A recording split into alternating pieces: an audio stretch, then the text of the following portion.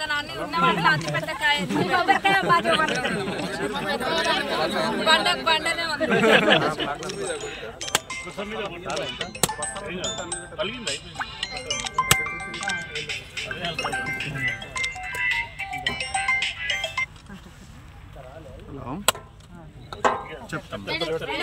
Madam కత్తెర cut చేసి బస్తా మీద పెట్టారు. కొంచెం బ్యాగ్ జరగండి, కొంచెం మీ బ్యాగ్ జరగండి. అక్క అక్క బ్యాగ్ జరగండి, జరిగితే అందరం పడతాం. ఒక్క నిమిషం మేడం, ఒక్క నిమిషం మీరు ఎంత కొంచెం బ్యాగ్ జరగండి. అక్క కొంచెం బ్యాగ్ జరగండి. తీసుకోవాలి ఫోటో చెప్పు ఇట్లా అయితే మీరు ఇంకా జరిగితే జరగమ్మా కొంచెం జరుగు.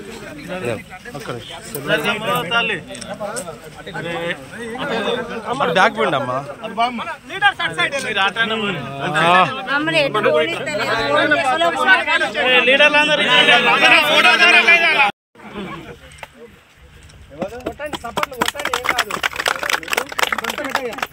బస్తా పెట్టే దాని మీద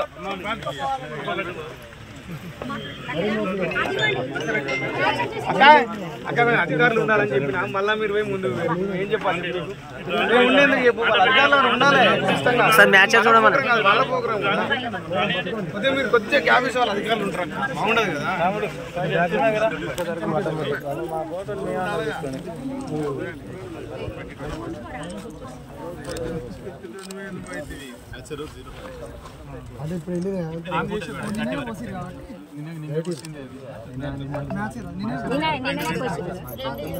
రెండో నెంబర్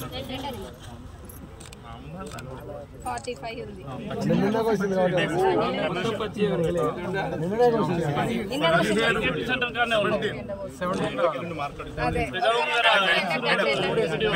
సార్ బ్యాగ్ మేడం చేతులు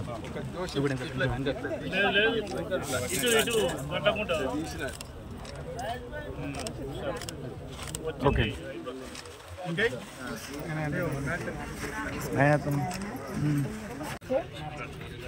ఇంకా ప్రతి ఒక్కరికి అందరికీ లీడర్స్కి రైతులకు అందరికీ కూడా పేరు పేరున నమస్కారాలు. అట్లనే నా ఎదురున్న మా ప్రింట్ అండ్ ఎలక్ట్రానిక్ మీడియా సోదరులకు కూడా. మన ప్రభుత్వం ఏం చేస్తుందన్నది మీరు అందరూ కూడా చూస్తున్నారు. రీసెంట్గా అయిన దాని గురించి మాట్లాడుకుందాం. ఫస్ట్ సన్న బియ్యం పంపిణీ అనేది చాలా మంచి కార్యక్రమం. ఇది చరిత్రలో నిలిచిపోయేటిది.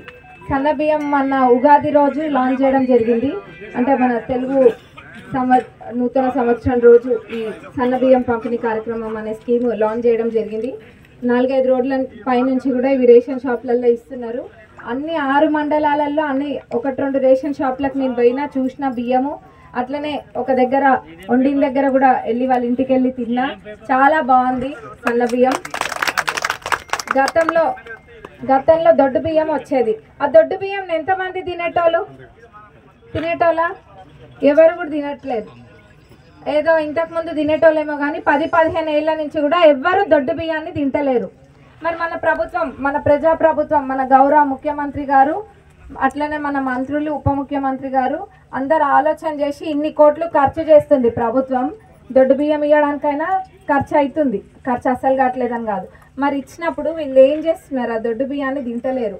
కోళ్ళ ఫామ్లకు అమ్ముకోవడమో, లేకపోతే ఇంకెక్కడైనా అమ్మడమో, లేకపోతే దోశలు వేసి పట్టించుకున్నాడో, జొన్న పిండికేసి కొట్టించుకున్నాడో చేస్తుండ్రు. కానీ అన్నం వండుకొని తిన్నోళ్ళు ఎవ్వరు లేరు. కోళ్ళ ఫామ్లకు వాళ్ళకి వీళ్ళకి వేసేటోళ్ళు ఎక్కువ. అవునని ఇక్కడ ఉన్నోళ్ళే అంటుండ్రు. అది నిజం, వాస్తవం కూడా. కాబట్టి ఇచ్చినది మనం ప్రభుత్వం ఏ పథకం చేపట్టినా అది పేదవాళ్ళకు ఉపయోగపడడానికే కదా. మరి అట్లాంటప్పుడు వాళ్ళకు ఉపయోగం రాంది ఎందుకు ఇస్తున్నాం, ఇన్ని వేల కోట్లు ఎందుకు ఖర్చు చేస్తున్నాం అని చెప్పి మీ అందరికీ కూడా తెలుసు. సన్న వడ్లను పండించుకున్న వాళ్ళకి కింటాకి 500 బోనస్ అని ఆ రోజు ప్రభుత్వం చెప్పింది. అంటే దీని అంతటికి ముందే ప్రణాళిక సృష్టించుకొని ఎప్పుడు లేనంత వరి రికార్డ్ స్థాయిలో ఈ సంవత్సరం మనకు పండింది. అది మీకు తెలుసా? రికార్డ్ స్థాయిలో పండింది వరి ఈ సంవత్సరం. మనకి ఎక్కడ ఇంతకుముందు ఎన్నడూ కూడా పండనంత వరి పండింది మనకి.